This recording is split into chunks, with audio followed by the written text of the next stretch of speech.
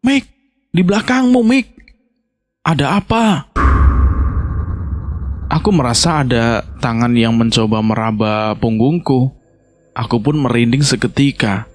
Tangan itu benar-benar dingin.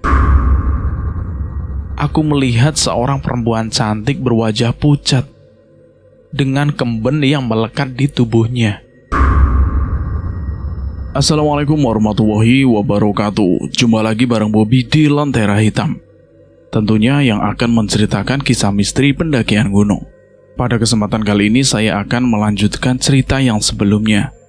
Cerita yang berjudul Terjerat dalam Keangkeran Gunung Salak.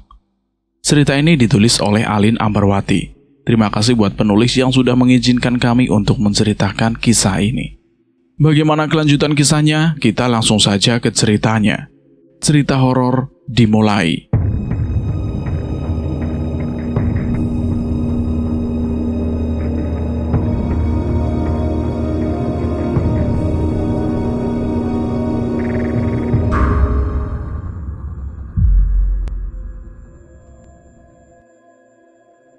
Entah pendapat yang aku lontarkan adalah pendapat yang baik atau malah sebaliknya. Aku berusaha untuk tetap berpikir jernih. Sejauh ini perjalanan masih aman, belum ada kejanggalan lain yang datang. Aku berharap tidak ada lagi kejanggalan hingga aku sampai di puncak Manik dan melaksanakan tujuan utamaku. Kami pun kemudian melanjutkan perjalanan menuju Simpang Bajuri. Perjalanan dari helipad menuju Simpang Bajuri kurang lebih 30 menit. Sebenarnya perjalanan menuju Simpang Bajuri itu adalah tempat yang cocok untuk beristirahat. Akan tetapi, karena kami sudah beristirahat terlalu lama saat di perjalanan menuju pos helipad, akhirnya kami pun memutuskan untuk tidak beristirahat agar bisa meminimalisir waktu. Di sepanjang jalan menuju pos Bajuri, menurut banyak orang, kami bisa menemukan sumber mata air yang bisa digunakan untuk mengisi keperluan air. Kebetulan persediaan air yang kami bawa itu juga sudah mulai menipis. Nanti kita mampir ke sumber air ya, ucap si Atar. Airnya memang bisa diminum, tanyaku kepada si Atar. Di gunung mah yang penting air, bisa diminum Put. Kebutuhan perut lebih utama, ucap si Atar lagi. Tenang, gak bakal mati keracunan kok cuma karena air, ucap Miko menggoda. Maklum, aku kan newbie, ucapku kepada teman-temanku. Setelah menempuh perjalanan, akhirnya kami semua pun sampai di sumber mata air. Meskipun malam, air tersebut begitu menghangatkan. Bahkan terbesit di dalam pikiran kami itu, ikut mandi di sana, berendam. Berendam yuk, jangan cuma ambil air saja, ucapku kepada teman-teman. Boleh, tapi jangan lama ya, ucap si Atar. Siap, gak bakal lama kok, ucapku kepada si Atar. Kami semua pun kemudian melepas pakaian dan mulai berendam di sumber mata air tersebut. Airnya benar-benar menghangatkan. Di antara kami hanya Malik yang tidak ikut berendam, sebab kakinya masih belum sehat betul, sehingga ia ingin tetap menjaga tubuhnya agar tetap fit. Karena dia merasa perjalanan masih cukup jauh. Aku jagain barang-barang kalian aja ya, ucap si Malik. Siap, terima kasih ya Lik, ucapku kepada Malik. Santai. Sembari berendam, kami pun saling melempar canda untuk sekedar melepas penat yang menyelimuti kami di dalam perjalanan pendakian ini. Momen ini benar-benar menghangatkan. Ngomong-ngomong, ada nggak ya bidadari yang mandi di sini? Ucapku melempar canda. Ada mungkin, tapi bidadari yang ada di foto kita itu loh, yang pakai baju putih, rambut panjang itu, ucap si Miko menggoda kami. Ngaco kamu kok, ucapku kepada Miko. Aku merasa ada tangan yang mencoba meraba punggungku. Aku pun merinding seketika. Tangan itu benar-benar dingin. Namun saat aku mencoba mengeceknya, tidak ada siapapun di belakangku. Aku pun mencoba menepis pikiran bodohku dan menganggap semua itu hanya halusinasi Akan tetapi saat aku melihat ke arah Miko, aku melihat seorang perempuan cantik berwajah pucat dengan kemben yang melekat di tubuhnya, sedang meraba punggung si Miko. Seketika itu, aku pun teriak, "Mik, di belakangmu, Mik." "Ada apa?" tanya si Miko. "Ada perempuan yang sedang meraba punggungmu," ucapku kepada Miko. Miko pun kemudian mencoba menoleh ke arah belakang. Namun lagi dan lagi tidak ada siapapun. Ia pun marah kepada aku karena menganggap aku hanya menakut-nakutinya. "Gak ada apa-apa kok. Kamu mau nakut-nakutin aku doang ya?" ucap Miko pada aku. "Gak, Mik. Aku ngelihat sendiri kok." "Bohong kamu. Udahlah. Gak asik kalau gitu," ucap si Miko lagi. Miko pun kemudian bangkit dari air dan mulai mendekat ke arah barang-barang miliknya dan menyudahi perendamannya tersebut. Aku pun tidak enak hati kepadanya. Aku tidak bermaksud untuk menakut-nakutinya. Namun sosok perempuan yang ada di sebelahnya itu, yang memakai kemben jarik khas gadis desa itu, benar-benar aku melihatnya dengan mata kepalaku sendiri. Teman-teman yang lain pun marah kepadaku karena mereka menganggap aku mengacuhkan suasana hangat ini. Padahal sejatinya aku tidak bermaksud untuk bersikap demikian. Aku benar-benar melihatnya sendiri. Aku mencoba meyakinkan Atar agar dia mau percaya padaku dan bisa menjadi penengah untukku dan Miko. "Tar, aku ngelihat sendiri, Tar. Bahkan sebelum aku ngelihat di diri Miko, sosok itu sudah lebih dulu menggangguku," ucapku kepada si Atar. "Kamu gak bohong?" tanya si Atar. "Ngapain aku bohong, Tar? Apalagi ini di gunung. Gak mungkinlah aku main-main sama hal-hal mistis begitu," ucapku kepada si Atar lagi. "Sosok apa yang kamu lihat?" tanya si Atar. "Aku melihat seorang perempuan berwajah pucat, Tar. Dan dia mengenakan kemben jarik layaknya gadis desa yang memang sedang mandi di kali ini, Tar. Tangan dia tiba-tiba saja meraba tubuh Miko. Bahkan sebelumnya tangan dia pun juga meraba tubuhku, Tar. Aku tidak mungkin berbohong lah," ucapku kepada si Atar. Aku harap Atar percaya dengan ucapanku, sebab aku tidak mungkin berbohong untuk hal-hal begini. Namun aku melihat dari raut wajah si Atar, terlihat bentuk rasa percaya kepadaku. Atar pun mencoba menenangkanku. "Dari cerita kamu gak mungkin berbohong, Put. Aku juga bisa lihat dari raut mata kamu.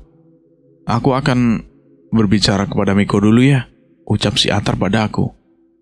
"Terima kasih, Tar. Kamu udah percaya sama aku," ucapku kepada Atar. Atar pun kemudian mendekat ke arah Miko dan menceritakan semuanya kepadanya. Menceritakan bahwa aku tidak bohong dan aku benar-benar melihat sosok itu.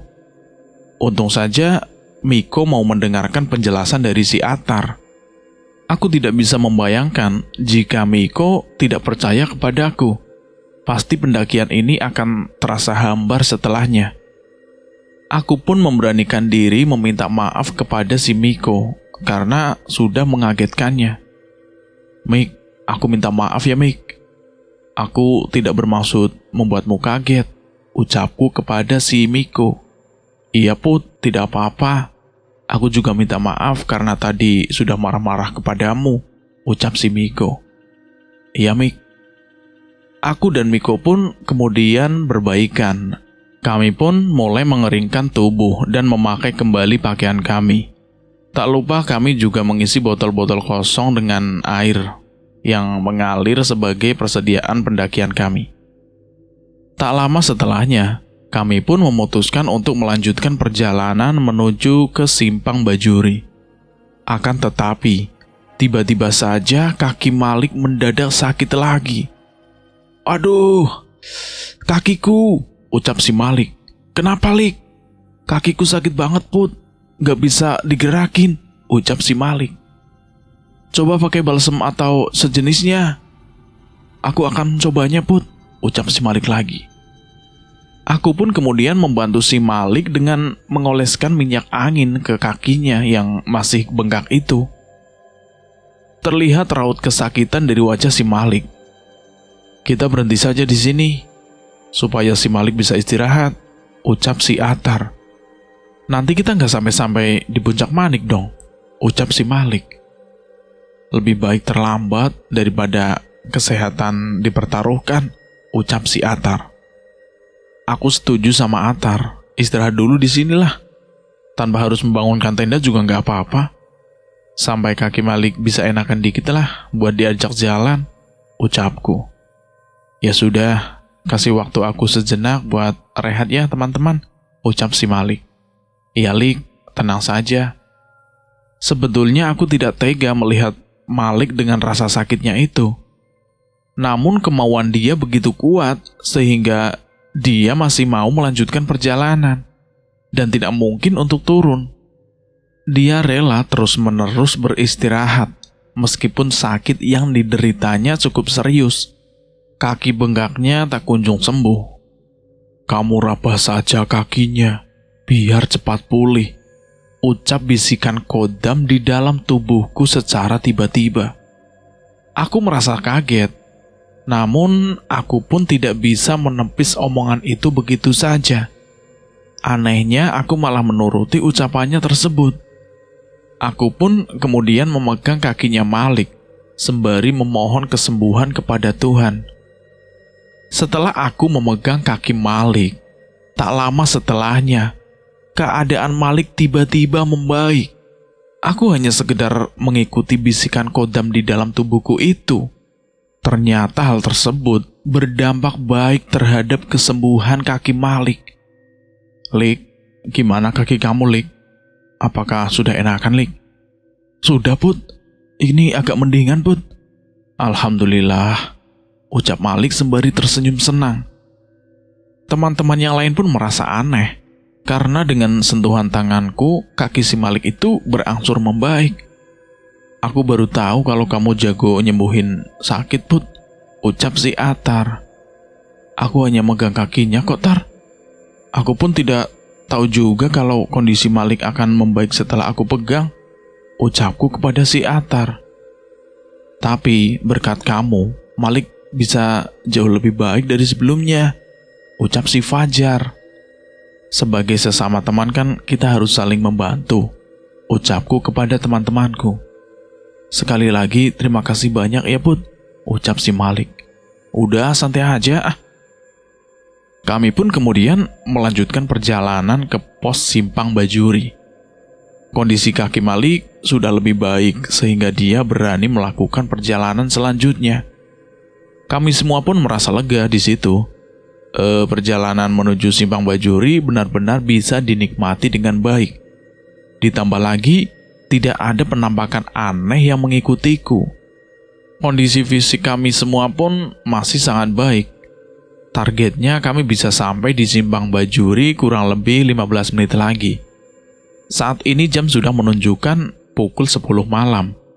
Kami masih harus menempuh perjalanan cukup lama nantinya saat perjalanan menuju Puncak Manik yang harus ditempuh sekitar 5 jam.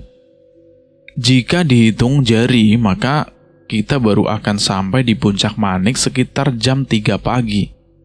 Dan di jam itu juga, aku harus bisa melancarkan aksiku untuk bisa mengendalikan Kodam yang melekat di tubuhku dan menambah ilmu-ilmu lainnya sesuai ajaran Pak Aji.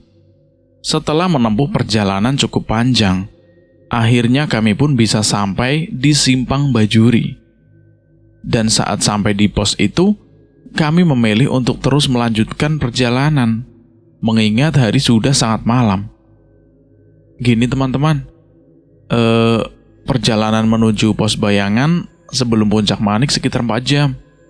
Kalau kita lelah di dalam perjalanan, kita bisa istirahat sejenak dan mulai melanjutkan perjalanan lagi.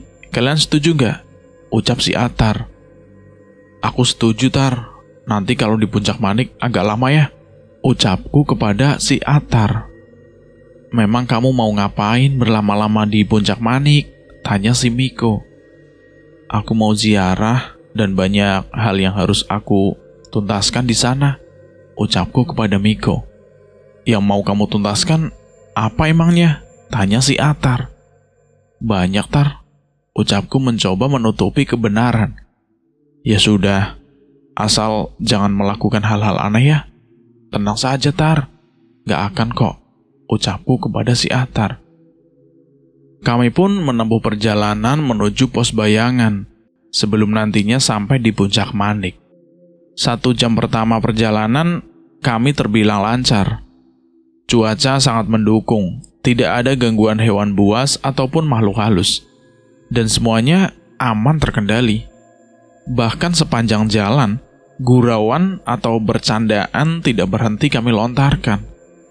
Namun di dalam perjalanan ini, aku merasa sosok yang ada di dalam tubuhku terus mengamatiku tanpa henti. Aku merasa ada sepasang mata yang tidak berhenti menatapku dengan tatapan yang sangat tajam. Bahkan bulu kuduku pun sampai merinding. Kodam di dalam tubuhku memang sudah ada sejak aku dilahirkan. Namun aku baru mengetahuinya belum lama ini. Dan sampai detik ini pun, aku belum bisa mengendalikan kodam itu. Bahkan ia seringkali menguasai tubuhku tanpa permisi. Sebenarnya aku sedikit tidak nyaman dengan kehadirannya. Namun aku berusaha untuk tetap tenang dan menerima warisan kakek buyutku ini dengan lapang dada. Setelah aku banyak belajar dari Pak Haji, sedikitnya aku bisa paham waktu demi waktu di mana kodam tersebut bisa bereaksi berlebihan dan lain sebagainya. Menurut penuturan Pak Haji, jika aku berhasil mengendalikan kodam tersebut, maka aku akan bisa sama hebatnya dengan kakek buyutku. Aku hanya berharap agar kodam yang ada di dalam tubuhku ini tidak menguasai tubuhku secara penuh di dalam pendakian ini. Jika ia tiba-tiba datang, aku takut ia akan bertindak di luar nalar. Dan hal itu tentu akan diketahui oleh teman-temanku dan mereka akan curiga denganku. Aku tahu jika kamu terus mengawasiku. Namun satu hal yang aku mohon kepadamu, janganlah kamu kuasai tubuhku secara penuh.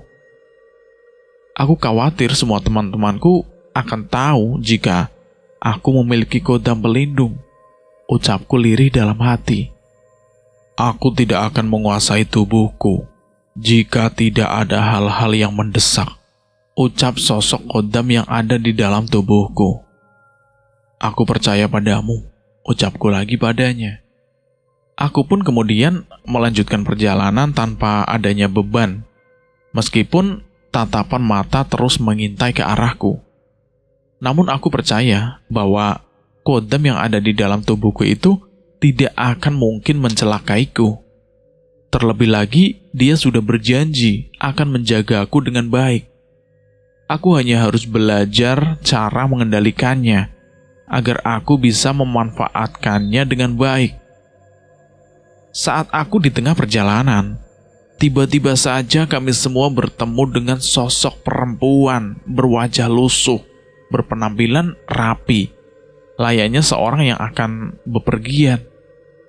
Perempuan itu sedikit meneteskan air mata dan terus memandang ke arah kami. Kali ini bukan hanya aku saja yang mampu melihatnya, namun semua teman-temanku pun melihatnya dengan jelas. Kami pun mendekat ke arahnya. Dari kejauhan, aku mendengar suara lirih darinya. Tolong selamatkan aku, ucap sosok perempuan itu dengan nada yang sangat lirih. Kalian dengar gak kalau perempuan itu meminta tolong kepada kita?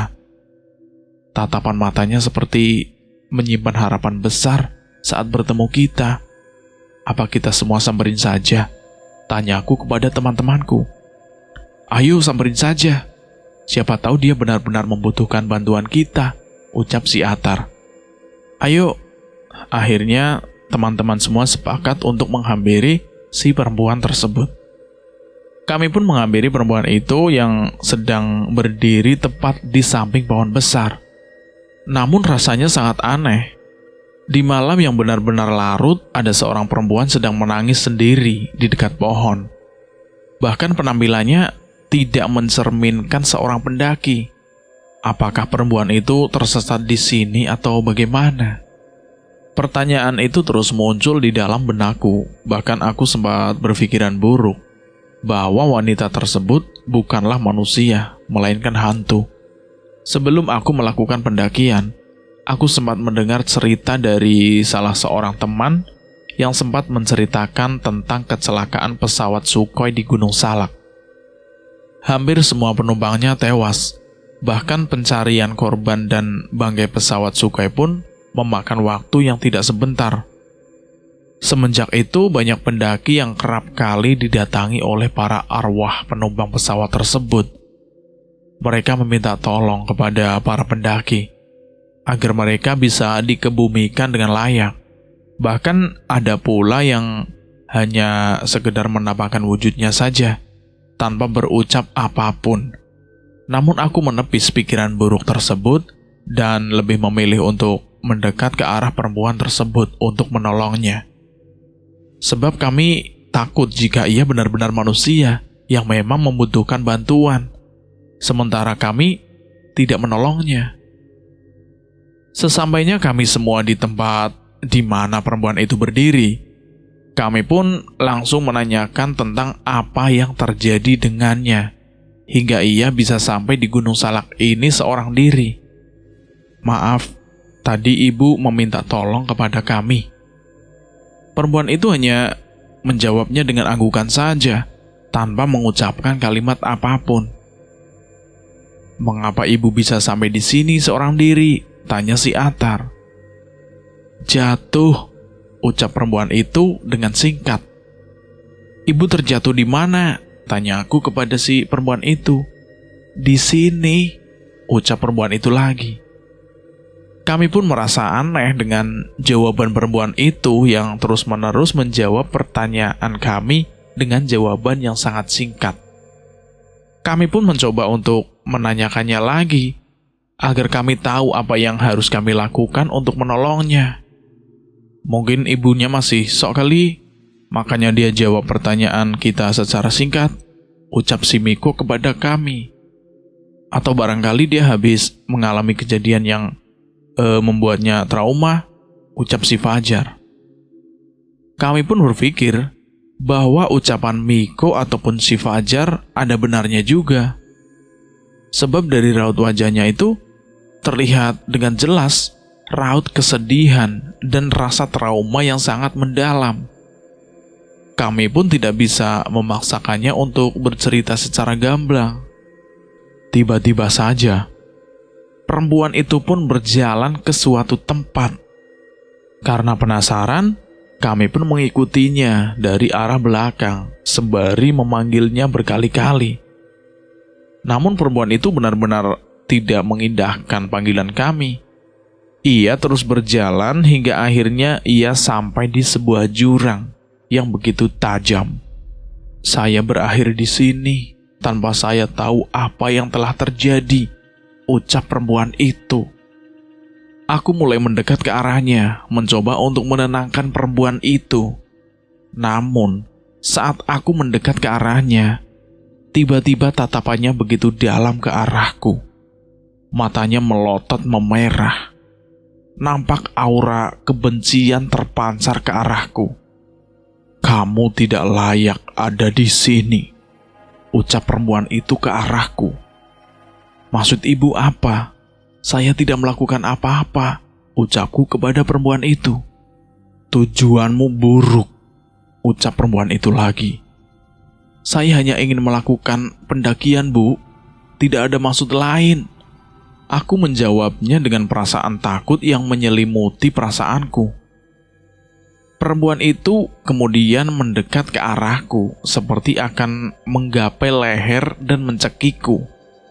Aku mencoba menghindar. Semua teman-temanku pun merasa kaget dengan apa yang dilakukan oleh perempuan itu. Mereka semua mencoba menarikku menjauh dari perempuan itu. "Put, jangan terlalu dekat dengannya. Kita nggak tahu dia benar-benar manusia atau bahkan makhluk halus yang masih gentayangan di gunung ini," ucap si Atar kepadaku. "Lebih baik kita lanjutkan perjalanan saja dan hiraukan perempuan ini," ucap si Malik. Kami pun benar-benar meninggalkan perempuan itu seorang diri. Namun perempuan itu masih meneriaki kami. "Kamu harus turun sekarang," ucap perempuan itu. Kami pun mempercepat langkah kaki kami agar cepat jauh dari perempuan itu. Kejadian itu benar-benar membekas bagiku. Mengapa dia bisa tahu maksud dan tujuan utamaku datang ke sini? Apa dia benar-benar makhluk gaib? Lalu apa yang diperingatkan tersebut ada kaitannya dengan hal buruk yang bisa saja terjadi padaku? Apa lebih baik aku turun?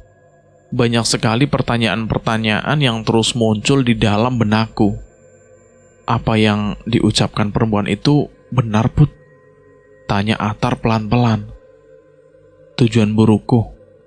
Tidak ada tujuan lain selain ingin mendaki bersama kalian. Gak mungkin juga aku melakukan hal bodoh, ya bukan? Ucapku kepada si Atar. Tapi mengapa perempuan itu benar-benar seperti membenci keberadaanmu? Tanya si Atar lagi. Aku sendiri pun tidak tahu, Tar. Jangan sampai ada rahasia yang kamu tutupi ya, Put, ucap si Atar. Tenang saja, aku gak mungkin berbuat nekat. Ya sudah, ayo kita lanjut, ucap si Atar lagi. Kami pun kemudian melanjutkan perjalanan. Namun rasa ragu tetap saja menyelimutiku.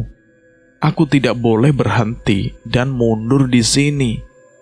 Banyak hal yang harus aku capai dan semua tujuanku sudah di depan mata. Tidak mungkin aku berhenti dan tidak meraihnya. Gimana nih teman-teman, perjalanannya masih panjang? Tanyaku kepada teman-teman. Masih adalah 3 jaman lagi sebelum kita sampai di Puncak Manik, ucap si Atar. Aku pun menghela nafas panjang. Sudah mulai merasakan rasa berat di dalam pendakian ini. Di sepanjang jalan ini, perasaanku seakan sudah tidak utuh.